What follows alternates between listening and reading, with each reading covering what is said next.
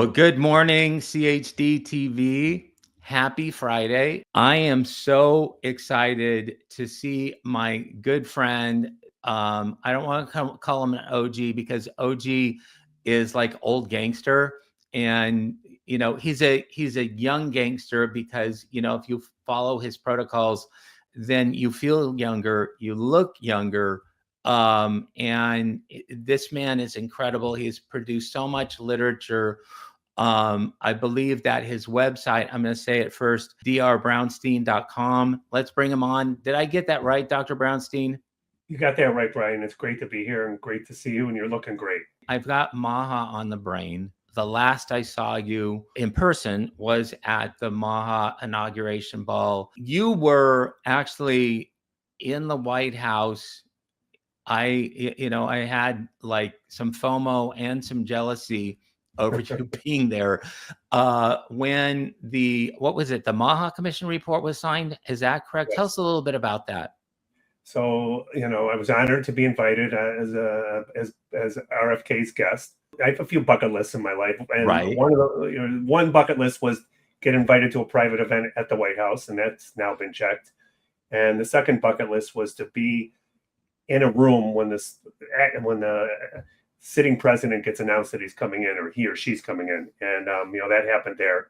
It was really something. That's when the MAHA report was released for children. I would say a third of the cabinet was in that room. RFK ran the show for the first hour, and then President Trump ran the show for the second hour.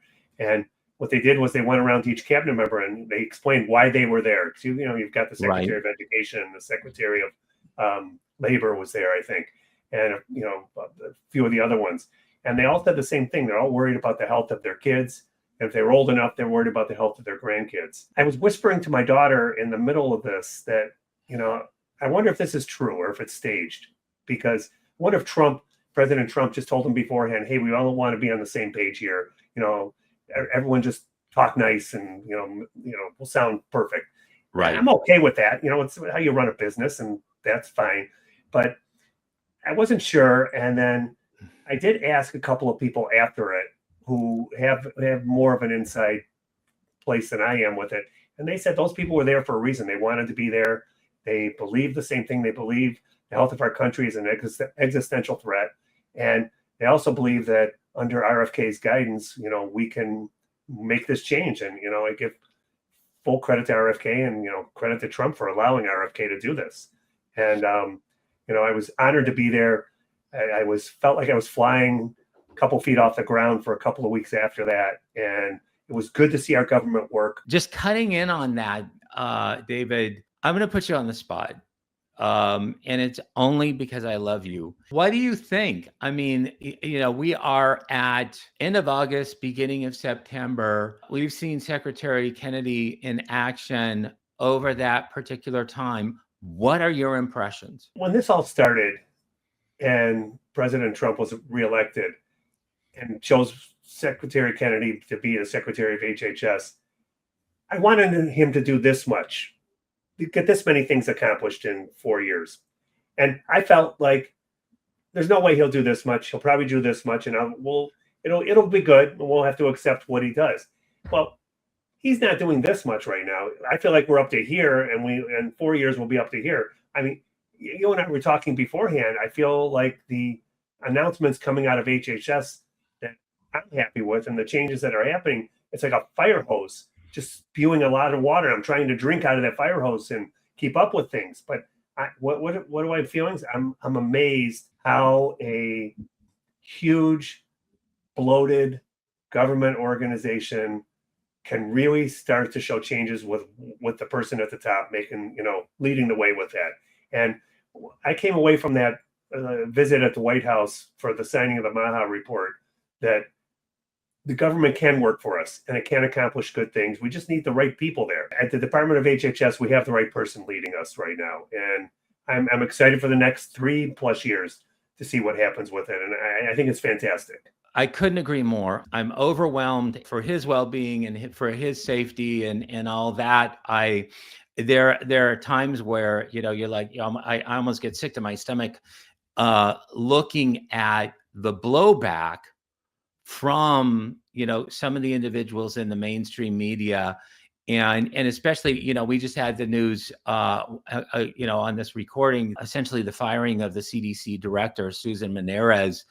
And there are, individuals, I think there are 4 or 5 individuals that are, saying, "Phooey, I'm out, I'm leaving." The way that they address the population is sort of very, very opposite of what MAHA means. So it's like, great, we're glad to see you go. Have you followed the commission report, the original report? I think when it came out fairly early. What do you think about, some of the emphases in that report, and what do you see, so far coming from it? Anyone at the CDC who is, making waves that they don't like where things are going, and that these changes are for the worst. It's not like we have this great health in our country. No.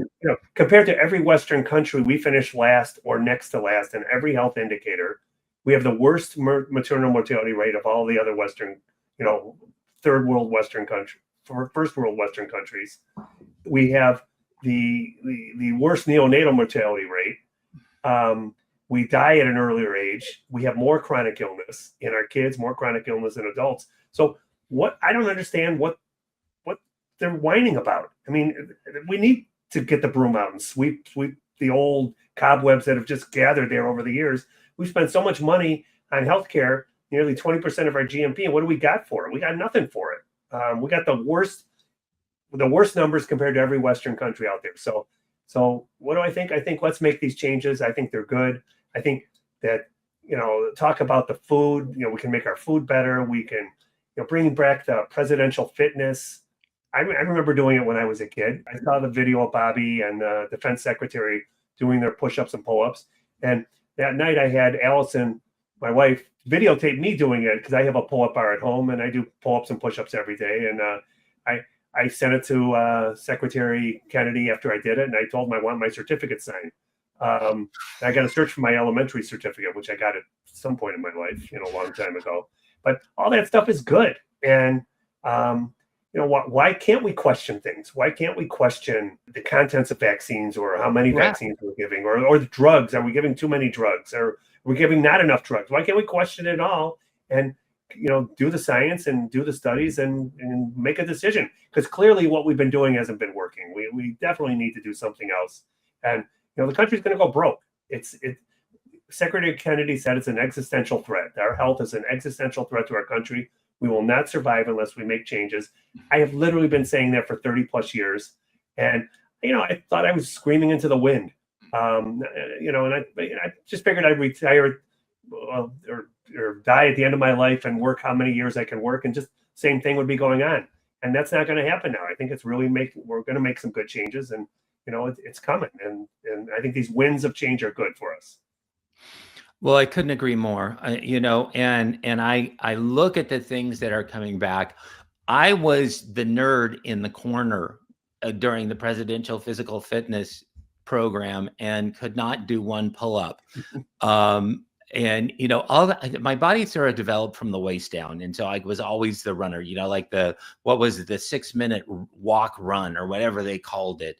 There was, I was just waiting for that particular opportunity to shine. But when we look at that, and when we look at the paradigms that are changing, what do you say to people that are saying, "Oh, our vaccines will go away. Infectious diseases will come back wildly, and they will ravage, the universe. We'll have the next pandemic."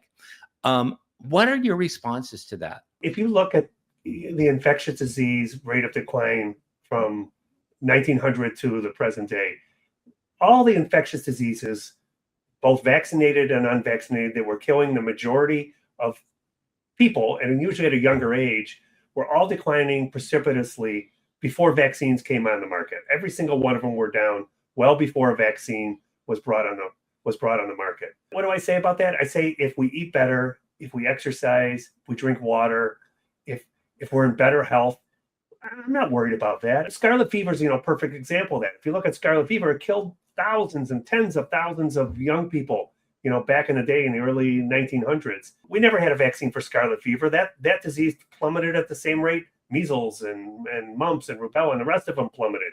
So what do I think? I think make us healthier. We don't need 50% of our kids having a chronic illness. We don't need 70% of Americans overweight or obese. We don't need childhood asthma affecting, one in, I don't know what the numbers are, 1 in 6 now or something like that. Right. And when I was a kid, I was the one kid in my class who had asthma in elementary school. No one else was carrying an inhaler around but me. Now every third or fourth kid's carrying an inhaler around. We don't need, 1 in 20 kids getting autism. It's just a disaster. So these people want to leave the CDC because they don't like the changes that are happening. Here's the door. And don't let it hit you on the way out the door. We'll find people that want to be there and can make the changes. And maybe we can save some money along the way, because clearly spending 20% of our GNP on healthcare hasn't done a thing for us. No, it has absolutely done nothing for us. Now, let's talk about some basics.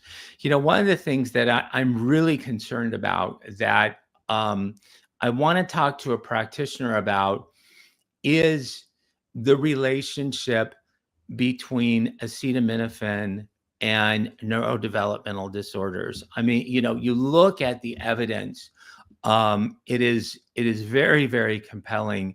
The rise in the use of acetaminophen for anything, really, I've talked to individuals that their practitioners told them to give it before and after receiving a vaccine, prophylactically, regardless of a temperature or anything like that.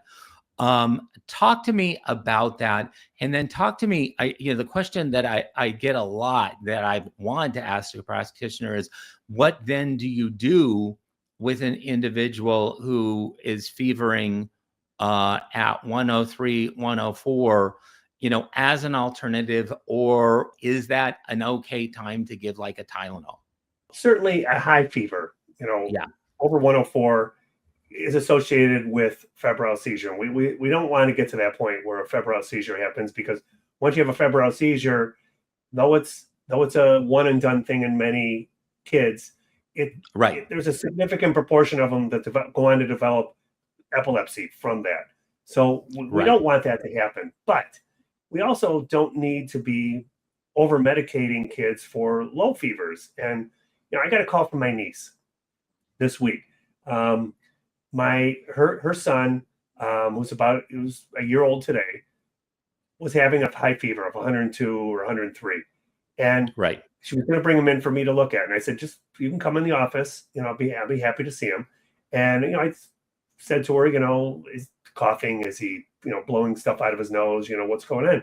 No, just a fever. And I said, is he teething? She goes, yeah, he's got his molars coming in. I'm like, when molars come in, kids get sick, and they can get higher temperatures. His is a little high for teething. And she said his father gets high fevers no matter what happens to him. Any illness, he gets a high fever. And I've had patients get colds, they get really high fevers. These are people that usually get over things really quickly, because this high fever serves a purpose to stimulate white blood cells to come fight infection, and bacteria and viruses don't like the higher temperature either. It helps kill them. So she said, should I give him Tylenol? And I said, no, I wouldn't give him Tylenol, because Tylenol can deplete glutathione, which is a strong antioxidant. And, one dose of Tylenol significantly depletes glutathione in the body. I said, why don't you put him in the bathtub? And she goes, I don't know if he'll go in the bathtub. I said, all right, put some, Epsom salts in there, make tepid water. Because when you have a fever, I did this during COVID with patients. I told them to cool their bodies off in the bathtub with tepid water and Epsom salts. And I said, just get a bucket and put a washcloth in there and sponge him down. And she called me back and said it worked like a charm. He took him down. He wasn't a normal temperature, but he was better. And she just kept doing that. And we got through it. And so there's ways, a low fever is usually not a problem. And certainly we don't want to get to a high fever. I mean, that's, then you kind of make a decision on what you're going to do at that point. But like anything, there's risk and benefit. But we want to lower the risk as much as we can do. A low fever is not a risk for febrile seizure. Therefore, I don't see any reason why we have to reach for this acetaminophen, which, as you brought up, there have been multiple studies showing, problems with this use, around vaccine time. Medicating kids before they get a vaccine with a medication that's going to deplete glutathione levels, and then medicating them afterwards with that same drug that they're going to need glutathione because their body's been stressed from, a foreign substance being injected in it, is a recipe for problems. And we're seeing the consequences of those problems and the driving, the neurodegenerative disorder rate that's increasing dramatically. Exactly. And I really appreciate that. I mean, there are ways that you can reduce discomfort during fever. And that, just giving a tepid bath. I think, there is something really, really convenient about giving a kid a spoonful of Tylenol.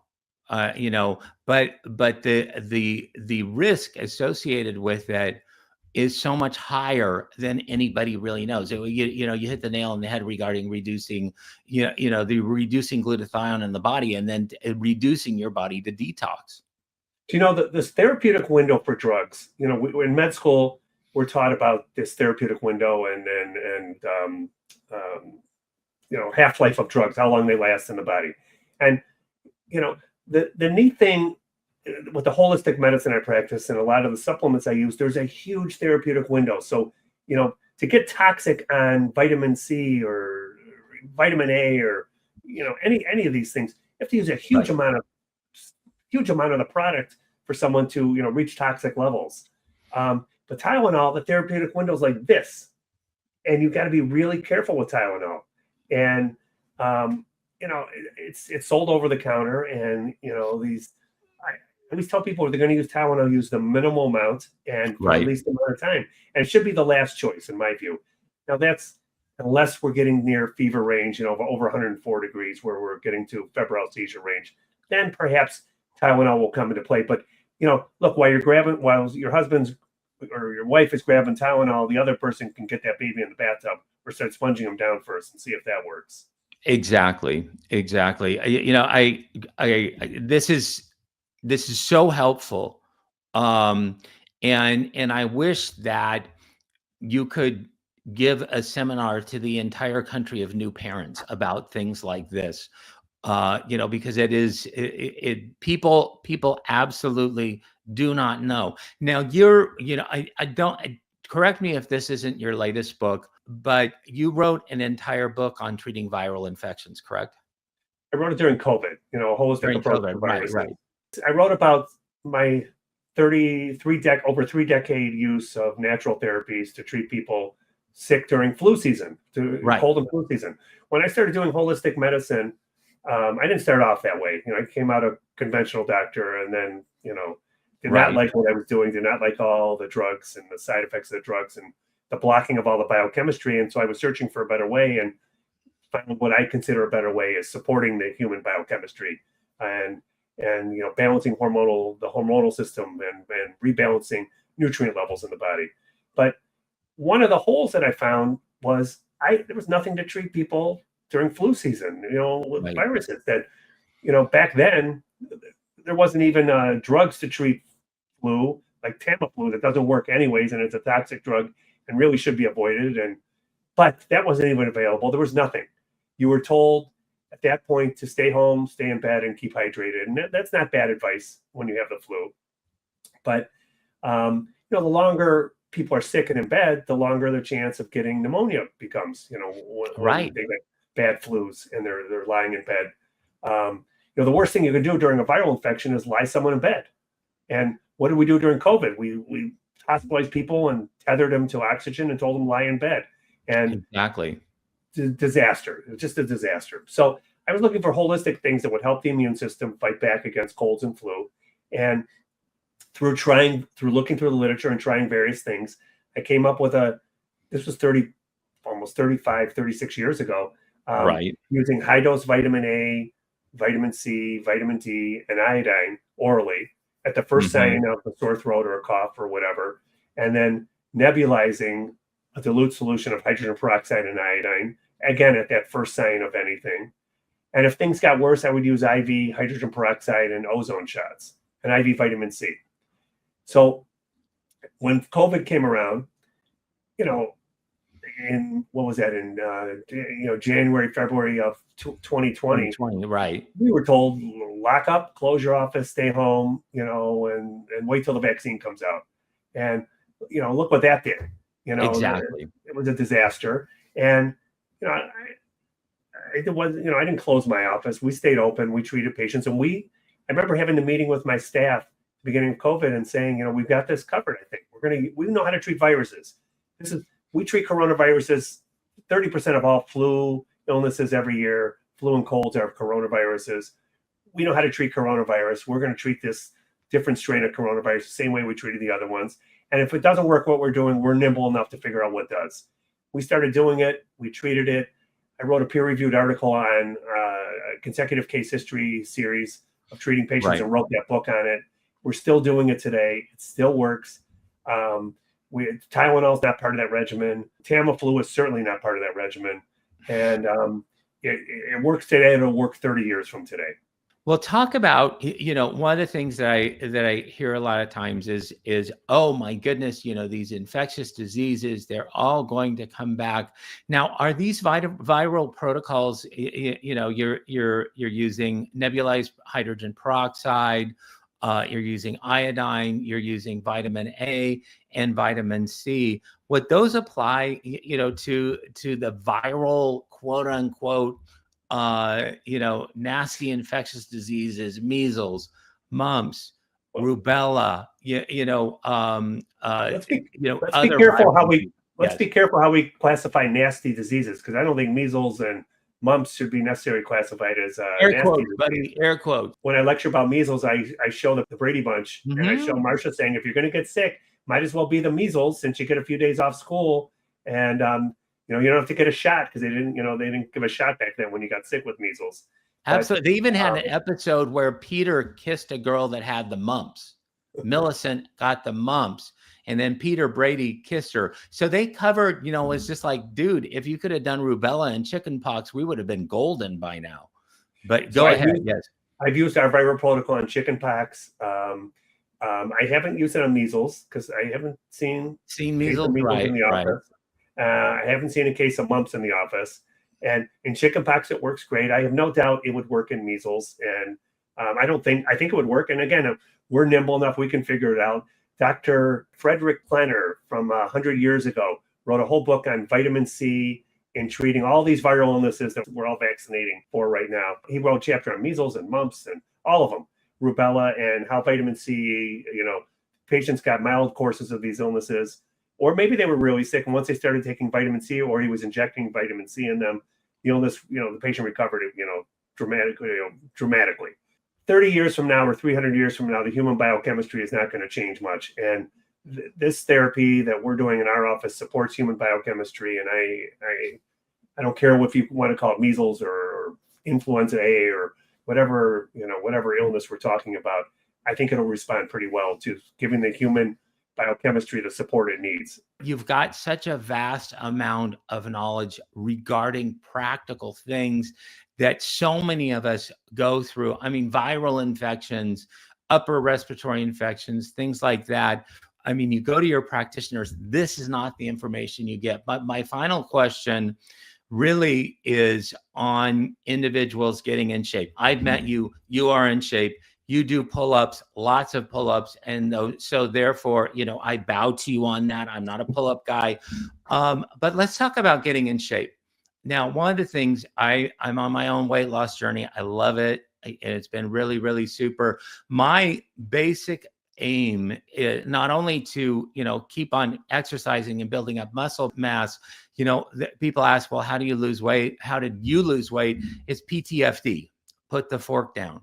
It has been finding out how little food a 61-year-old male really needs to eat in a day. And it's a lot less than I thought. But give me some other tips. I mean, putting the fork down is fine, but like, what should be the balance of what you eat every day if you're losing weight, what you do every day? So I talk to my patients, do the basics. I mean, you don't have to get fancy. We don't need fancy injectable GLP-1 inhibitors that cost $1,000 a month to. Right. If you think if people out there think we're gonna turn our obesity epidemic around, our diabetic epidemic around with GLP-1 agonists, that is not going to be the case. However, doing the basics can be the case. And basic number one is hydrate. drink half your body weight in water. For those that have heart failure or kidney failure, they may have to talk to their doctor about that. Everyone else can drink a lot more water than generally they're drinking now. It's really hard to lose weight if you don't drink enough water. Right.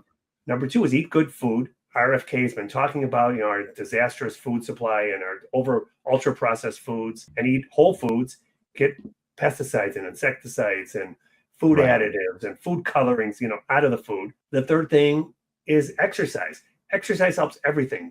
During COVID, as sick as patients were, they couldn't breathe. I'm talking to them on the phone. I was working till 10, 11 o'clock at night after working all day before that on the phone with sick people. I was telling them, you have to get out of bed. And they're like, I'm too tired. I can't get out. I'm like, just stand and hold on to a chair and do some knee bends. Do a couple. If that's all you can do a couple. And the next day, try and do a couple more. And if you can't get out of the room because you're worried about infecting somebody else, just walk around your room. I had people in the hospital bed. I remember I sent her from my office I called 911. She couldn't breathe. And she ended up having, bilateral pulmonary embolisms from COVID. She was in bed, tethered to an oxygen mask. And I'm talking to her through the mask. It was a barely hear me, and I could barely hear her through all the noise and the oxygen flowing. And I said to her, you have to get out of bed. I can't. The mask doesn't go that far. I'm like, call the nurse, tell her to put a longer oxygen tube on there.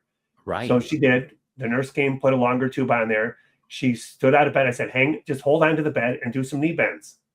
She did some knee bends. I said, I was talking to her every few hours. I was calling her. I said, now do a few steps around the bed. And, she would do a few steps. And I said, call the nurse, tell her to put a longer tube on there. And then she could walk around the room. And she today, I just saw her in the office this week. She still commented on that. When she started getting out of bed, she felt like her lungs started to open up and do better. And, it's not only when you're sick, you can't lie down because your pneumonia and fluid's going to pool in the lungs. It's when we're healthy.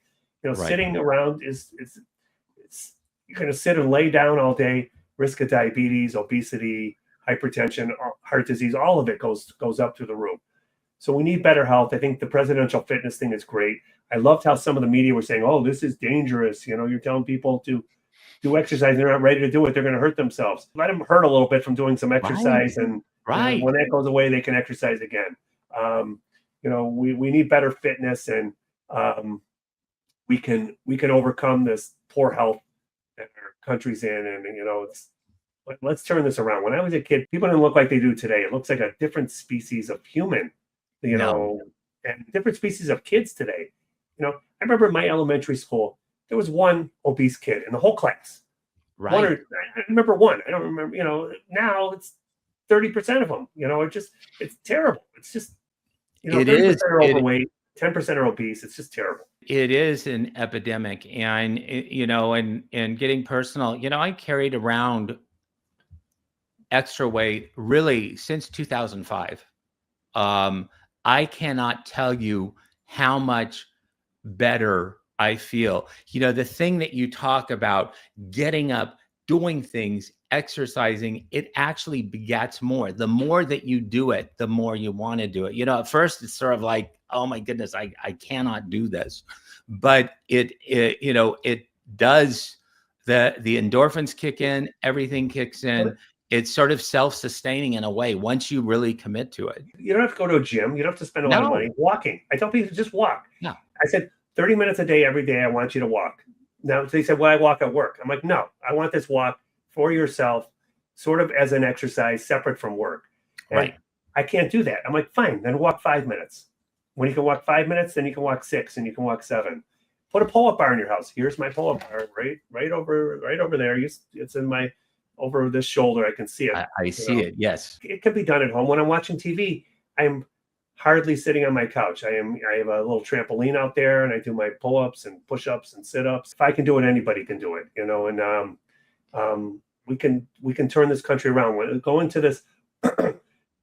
the White House and seeing that report come out, I was tearful at the end of that. I was telling my daughter Jessie, who was with me, I never thought in my life I'd see this day, and I was very emotional to see it. And I felt like the government's going to work for us.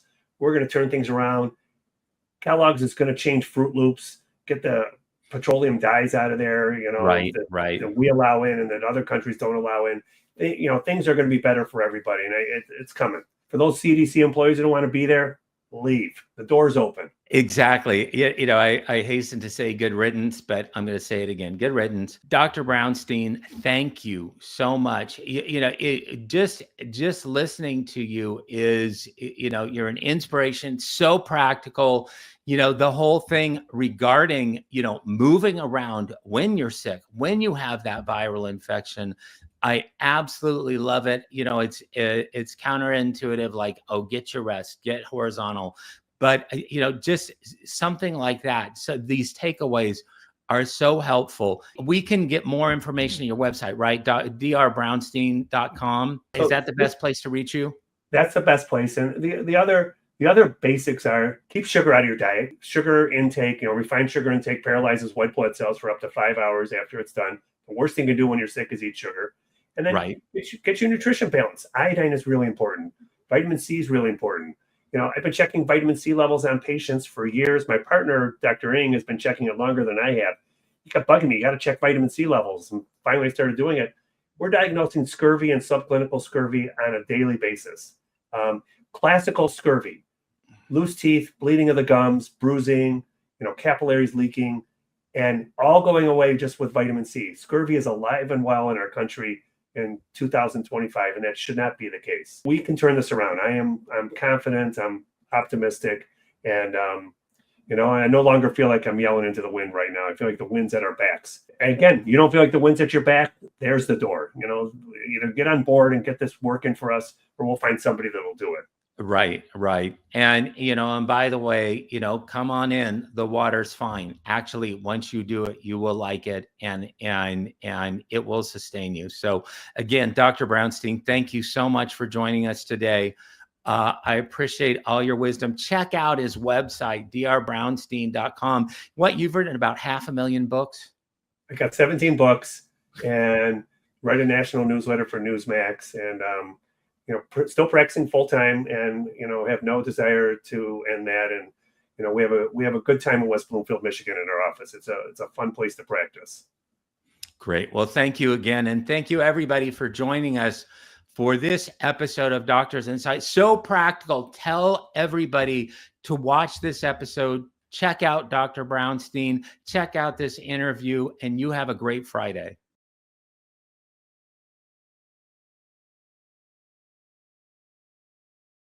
Okay, we're live. Can you tell us your name? Yes, my name is Nicole King, and I'm a registered nurse in the Central Florida area. And so we're going to talk about what happened to you as a nurse during COVID. Yes. So talk us through where you were and what you did. So for starters, everything I say is of my own accord. It does not represent any other hospitals that I've worked for. These are all my comments. So in 2020, we were told probably around March, April, that a virus was coming from China, and that there was a lot of individuals that were becoming extremely ill and were passing away, and that we were to get geared up as a hospital system to be aware that this is coming, and that we need to kind of brace ourselves that people that are getting this are dying at rapid rates. And so to prepare, we had a lot of protocols and different things that were coming from China and Italy to kind of guide us what they were doing to try to help the situation with these patients that were getting sick. And then by the summer, a couple months into it, we really didn't have a lot of patients that were coming to the hospital. It became kind of eerily slow, because I think the fear that was pumped out into the communities was to not come to the hospital, because this is where you could have or contract this virus. And so we came to a point where a lot of nurses were pulled from non-essential areas and furloughed, and then or used in a different capacity. So by probably August or September, we started to see the waves of patients coming in with this respiratory illness. And even then, because I think the hospitals were trying to avoid overcrowding the system, that we were not admitting patients like we should have. And so I think that was kind of the first look into how we could have done things differently, because these patients still had respiratory symptoms, but they were not severe enough. So they were being sent home and told to come back when symptoms got worse or they were unable to breathe. And then within the next, so many days of patients being sent back home, they were coming back to the hospital system in such bad shape. And by that point, we had had a lot of nurses and people in healthcare leave the profession. A lot of them got let go. Some of them went to go travel to different states that were having more of a crisis. And so our staffing, which was already low, became even worse. And so these patients were coming into us, and by the time they came back to us, they were so badly, decompensated that a lot of them were not making it. And so the ones that were coming through the door were immediately, put on a ventilator, different protocols were being utilized. And we started to notice very quickly that the success rate of these patients getting better was next to zero. And so we also had quite a few protocols that involved medications like remdesivir and limiting the exposure that nurses had with their patients. Because we were so short staffed, they didn't want us to really be in with the patients as much as we could have been or usually are to decrease exposure. And so from that point on, we continued to have patients just kind of coming in, and the vaccine was being discussed, and we were told, if we did not get vaccinated, that we were going to be let go. And so as a nurse, who's been in the field almost 2 decades and has always been told that we can question science and discuss what's going on in our communities and how we can make things better for our patients, we were immediately met with resistance. We were segregated. We were told that we could not have these conversations, and they kept discussing how we had to get vaccinated. So a lot of people were so scared because people had already lost their jobs, and the country was essentially shut down. People had to put food on the table. So a lot of individuals felt that they had to get this vaccine. And so a lot of them were being kind of coerced, if you will, because we were going to lose everything. We were going to have to walk away from our professions. And so as this continued, we had more and more people getting vaccinated. I guess in the Christmas time of that year, people were becoming sick after they got vaccinated. They were coming down with flu-like symptoms. They were out. And so we started to see this trend where it appeared people that had the vaccine were actually coming in sick. They were the ones that were also coming in with the flu-like symptoms and immune systems that really could not keep up with what was going on. So at that point, I had decided I was not going to get the vaccine. I didn't like the way it was being handled. We were getting emails. We were told that if you were unvaccinated, that we were the reason why people were dying. In the hospital setting with our empathetic and, caring communities with our profession, we were told that we could not participate in meetings. We had to be in Zoom if we weren't vaccinated. We couldn't eat in the same, break room as other people that weren't vaccinated or were vaccinated. And so we were just really treated on a day-to-day basis completely like we were lepers, and just lacked empathy all around. And I started to see that kind of infiltrate in how we cared for our patients. People that were not vaccinated did receive different care, whether it was even more lack of empathy or just in general being told that, they shouldn't be allowed to take up a bed, they shouldn't be allowed to come to the hospital and waste our resources. And when I started to see people that I've trusted my life with and professionals that are extremely intelligent just become so vile towards people that we took an oath to do no harm to, it really just kind of solidified my fact that I was not on board with what was happening. I did not agree with how we were addressing these things. And so I became the minority because a lot of nurses at that point did get vaccinated. And so we were made to feel that we were not welcomed, we were not part of the team, and they did everything, meaning the hospital systems, did everything they could to get us to want to quit or get vaccinated. So it really kind of pushed this culture that created a very hostile work environment. It was very, very toxic. And so I remember being told by December 4th of 2020, and a little bit past that if we didn't get vaccinated, when they were starting to talk about the vaccines, if we didn't get vaccinated, then we were going to be let go. And so I talked to my husband and I said, "Are you okay with this?" And he says that I trust you. And I said, because I don't feel right. It's not the right thing to do. We shouldn't be forced to do things that we don't feel comfortable with. Nobody was given informed consent. I had pages of packets that we would print out to give to patients for the vaccine that we used to give in the hospital system. We do not now. We do not COVID vaccinate in the hospital system anymore. So that should tell you something. A 15-page packet that basically said we don't know what this vaccine can do. We're not sure what it can cause. These are some of the adverse side effects. If you have them, report it to VAERS. and sign here, and your second dose has to be given on the outside of the hospital. And there was nothing else. The inserts of the vaccines were blank. 110%. Pharmacy would have to draw them up. They were time sensitive. They would have to send them to us, and they could get probably 5 or 6 vaccines out of one vial. So the controlled method of this was very kind of still not really hashed out. And of course, signing something that you don't know what you're getting was really unfortunate, because people were so fear-mongered that we would have other health issues going on that under normal circumstances would not allow you to vaccinate somebody. And doctors were just waiving that. Did not matter. Give them the vaccine. This is what we're doing. And as some of us, we would question it. You know, these patients are not well. Could we not defer this? And we were told vaccinate. So it became just kind of this method of, it didn't matter what else was going on. And again, people that had a different opinion, they did not want us there. It was very apparent, and we were told, you know, indirectly, directly, that, you know, we were people that were, who were unvaxxed, that were going to infiltrate the system and skew people to feel that we needed to be anti-science, anti-vax.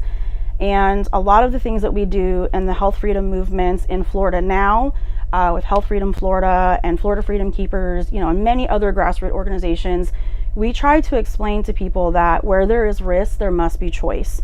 And a lot of times informed consent is non-existent. And that we are not an anti-vax, anti-science organizations. We are trying to offer people and make them understand you should have pro-choice. You know, you have to be given the opportunity to make those best decisions for your health. And a lot of people that we were seeing come in that had been vaccinated were having issues with autoimmune. They had autoimmune issues that were exacerbated, just like, you know, Britt Galvin. We had people that were coming in with myocarditis, pericarditis, you know, young individuals in their 20s and 30s that had no other health history but had recently been vaccinated with blood clots and pericarditis, myocarditis, you know, tremors, you know, issues with their heart rate, just things that you can't even fathom. And people would not talk about it. And if we did, we were immediately told that that was insane, that's not happening, these are safe and effective. And part of why I come forward is because I am still a nurse that works in the hospital system that time and time again has been declined to work in certain facilities because I would not get vaccinated. Someone who has ample experience and has never had any bad, you know, judgment against them was being offered jobs and then told I could not work because I would not vaccinate.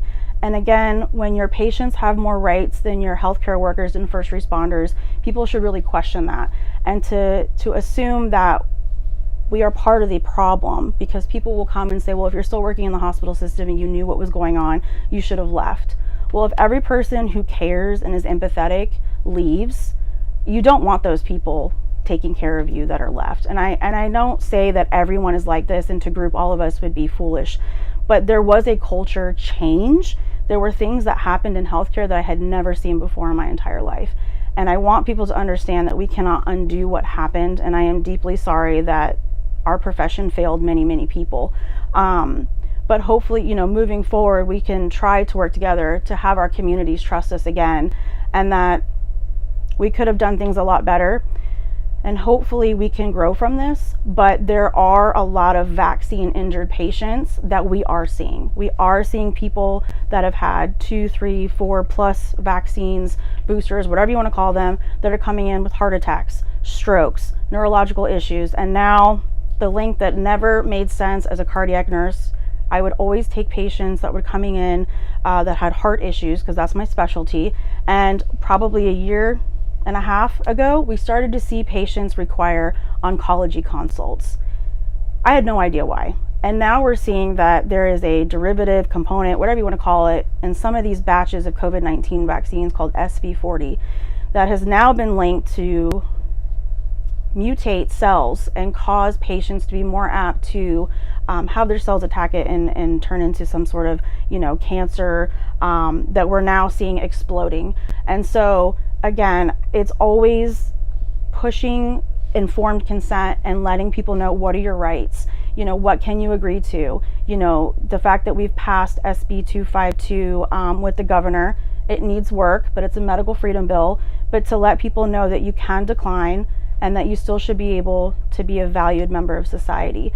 And so part of why I feel like I'm a little unique in this aspect is because I still work in the hospital system after many, many times of them not wanting us to be there. I think there's a misconception in Florida that we are a free state. That is debatable, and we still struggle. You know, I now this year had a job offered to me. I was the most outstanding candidate. I was the one that they wanted. It was not disclosed to me during the hiring process or anything up until I accepted it that I was required to get a flu vaccine. I've always exempted from the flu vaccine. I have never taken it. Past probably 8 years ago, I stopped taking it. I've always just declined it, and that was always offered to me. And now we have nurses across the country that are being denied work because of our flu vaccine status or lack thereof. We are told that it's okay if we don't have the COVID-19 vaccine. We are told that that's not relevant at this point. They're not worried about it. And now they're saying that it's due to the flu vaccine that we may not be able to get hired. And in the state of Florida a month ago, when I was offered the job, for the first time ever in 18 years as a nurse, I was declined a religious exemption for a flu vaccine and was told the only thing I could do was a medical exemption. So they're finding loopholes in the bills. They're finding ways to work around the law and allowing these companies and organizations to further drive our workforce shortages. And everything is a trickle-down effect. And so if you don't have people in the workforce and you're creating unnecessary barriers, because at the end of the day, if you were to stop breathing, you're not going to ask me what my vaccine status is. You want people there to help you. They are creating it so that we're not allowed to work in these systems and driving the nursing shortage through the roof. And we need the governor to understand that, yes, SB 252 was a great start, but there are thousands and thousands of people that rely on work, going to school, etc., that it goes beyond COVID-19 vaccines. Now they're coming after other vaccines to hold us accountable to work and go to school and be members of society, and that just can't be. You know, mRNA technology has changed. It is proven to cause issues in people, and they're changing the mechanism of how these vaccines work. And so without informed consent, most individuals do not know that when you're being offered these other vaccines that the technology has been changed. The CDC will tell you when they change them, what they're putting in them, but you do not get that when you go to Publix or to your doctor's office. They don't explain these things to you. And that's why nurses like me have come forward, because I've seen the girls that you just interviewed, you know, I've seen what it's like to have patients be gaslit. I've seen what it's like to have healthcare workers that you should trust turn their back on you and go against their oath and, you know, talk badly about you. I've seen all of that, and to be able to not speak up is just, to me, really unfortunate. And I really, really wish more people would come forward. But what the communities don't understand is when we get hired by hospital systems and other private companies, they have you sign forms to say, it's almost like an NDA, if you will, that if we're caught on camera or talking about it, etc., that you are immediately terminated. You know, you can't even be seen with a shirt on. You can't even be seen at a governor's rally, nothing. So people really feel like we're part of the issue because we're not coming forward. But people who do have lost everything. You know, doctors, nurses, healthcare workers, they have lost everything trying to come forward and help their patients.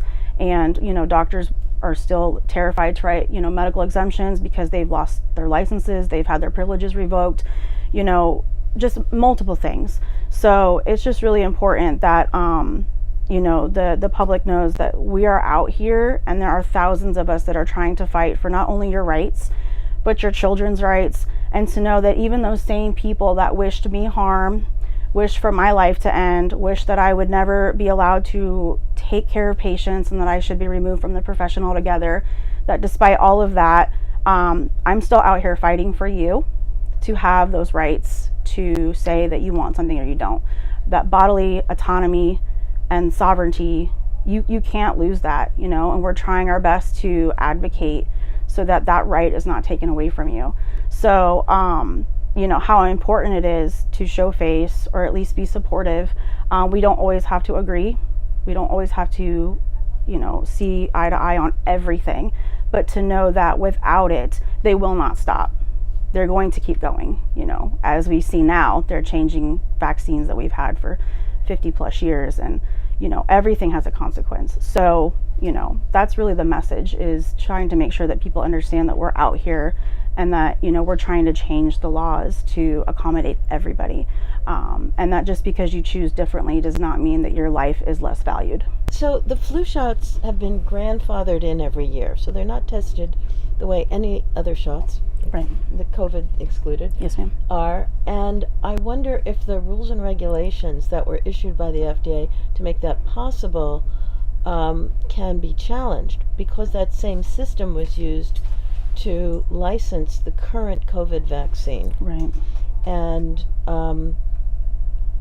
it's been said by some people like Paul Offit, well, the flu shots, we've been doing this for decades, so we have a body of evidence that they're safe and effective when you Right. do it. But for the COVID vaccines, there's no body of evidence. And I'm just wondering if the whole process itself it was only ever used for the flu shots, and now it's been applied to the COVID shots. And maybe there's some legal avenue to stop it. I do know that it's very possible. I know that I reached out to a local law firm to just kind of understand how I could be denied a religious exemption for the flu vaccine. And what I was told was that because there's no fetal aborted cells in that particular vaccine, that it would be very difficult to prove, and that a lot of times that's not a case they're willing to take. So it becomes, again, a very muted kind of gray area where they don't want to discuss it. A lot of these lawyers and law firms don't want to go up against these organizations. And so it poses a problem where we're left alone and we don't have that support. I just know that prior to 2022, I was able to exempt from the flu vaccine with no problem. Never an issue, because yes, it is true that nurses are required to be vaccinated for certain things prior to working in hospital systems, and the flu was one of them. But we were always given the option to decline. We at least had that option. So I did. I'm one of them. I have exempted for years. And so to be told that I could not get it, and then also be told that they wouldn't put it in writing, that they wouldn't offer it to me because they knew where I was going with this, that the medical exemption was all I could have. And that's when I started hearing other nurses in other states say, all of a sudden now, they don't care if we have the COVID vaccine or not, which last year we were crucified for. People lost everything if they didn't have it. And now they don't even bat an eye. But the flu vaccine, they're coming at us and saying, you will not be hireable. So what's next year? Polio? Like, we just have to set some sort of precedent to say, when is enough enough? And to make sure that we all have the options to work and go to school. Mary Holland. So thank you so much, Nicole. Yes, I ma'am. really appreciate all that you've said. I'm just talking about it from a legal perspective. The reason they didn't want to put that in writing is presumably because they knew that that was unlawful. If Florida has religious exemptions, which to the best of my knowledge it does, then you have to be given that opportunity. Now, whether a law firm takes that or they Right. don't want to go up against the hospital, that's a totally different issue. But the Equal Employment Opportunity Commission that relates to fairness in employment has made it very clear that there are valid religious exemptions to the flu vaccine, and you absolutely do not have to have as your only basis for a religious exemption the existence of fetal cell lines in the shots. That is, for many people, particularly Catholics, often a reason, but that surely is not the only valid reason. And I think you were being gaslit about the unavailability of a religious exemption, and I would encourage you to reach out to others in the legal community to submit that religious exemption and put them in that position where they actually have to do something unlawful and have it be in the record so that it can be challenged. And I can help you with that if you want. Yes, ma'am. So let me repeat, you need to submit it. So what they've done is gaslight you and say you can't even submit it. We're not going to accept it. Right. They don't have the right to do that. That's right. So you submit it, and then they will have to deal with it one way or the other. And Mary's right. The EEOC was very clear that you can make up your own religion. I mean, there's no Right. fixed religion that you have to have or prove to ask for a religious exemption. You just need to have a heartfelt Right. belief. And the EEOC changed that at the start of the COVID shots. They issued an opinion and said, you know, we're going to push everybody into COVID shots, basically.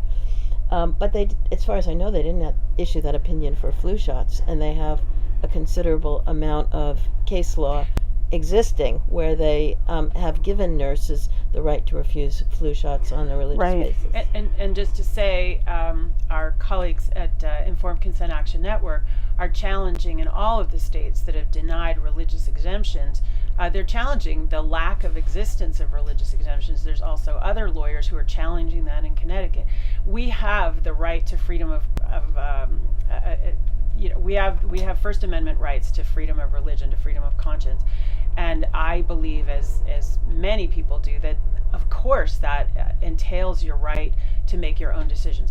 Like you, I also believe, as a matter of bodily integrity and as basic freedom of bodily sovereignty, you do not have to have a religious exemption. You can have any reason you want not to take an injection that can kill you. But the pushback is absolutely there, and I would encourage you and others to submit religious exemptions and to make this a point, rather than simply let them sort of say, oh, we're not going to write it down, but you can't have a religious exemption. That's nonsense. So the other thing I'd like people to know too, and it may be for other professions as well, but if we do not fill out an exemption and the company allows, which I don't think you should be required to fill out an exemption anyways, if you don't want something, that's it, period, amen.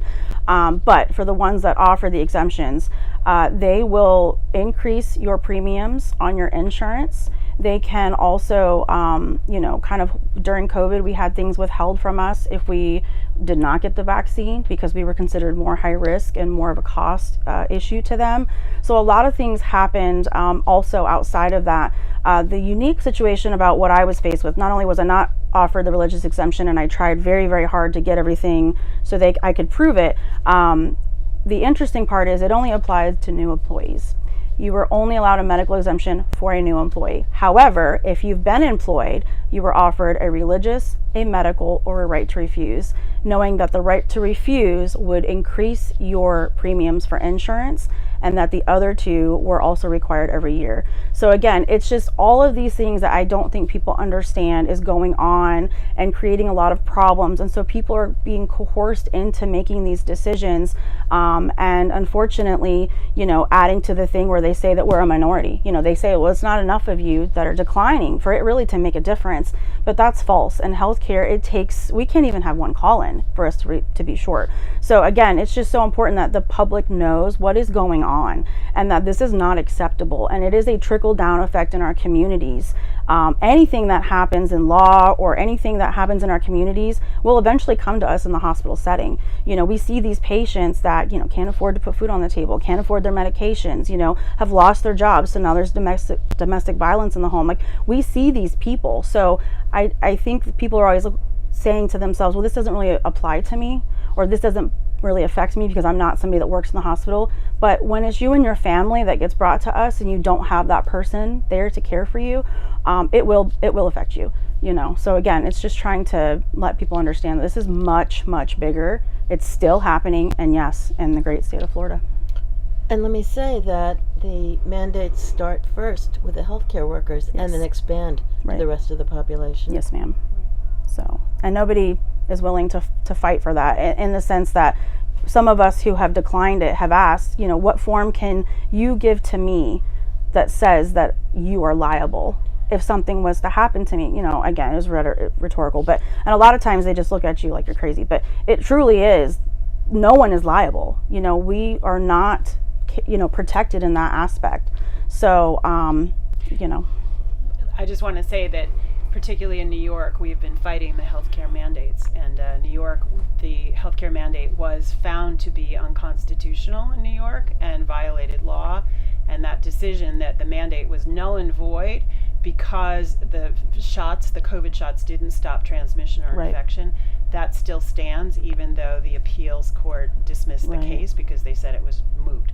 But we totally understand that these mandates are affecting the frontline people, healthcare workers, firefighters, teachers, and we have been working for the last 4 years on behalf of those those groups because they're so important to the whole society, as you point out. We appreciate it. We just want to make sure people know too that it's not just stopping at COVID. Every turnaround, year, it's becoming another type of vaccine, and so we just want to make sure that everyone has the same rights so that we can all be protected. So thank you for your hard work. Well, thank you. That was wonderful Yes, ma'am. information coming from all of you there. Thank you very much.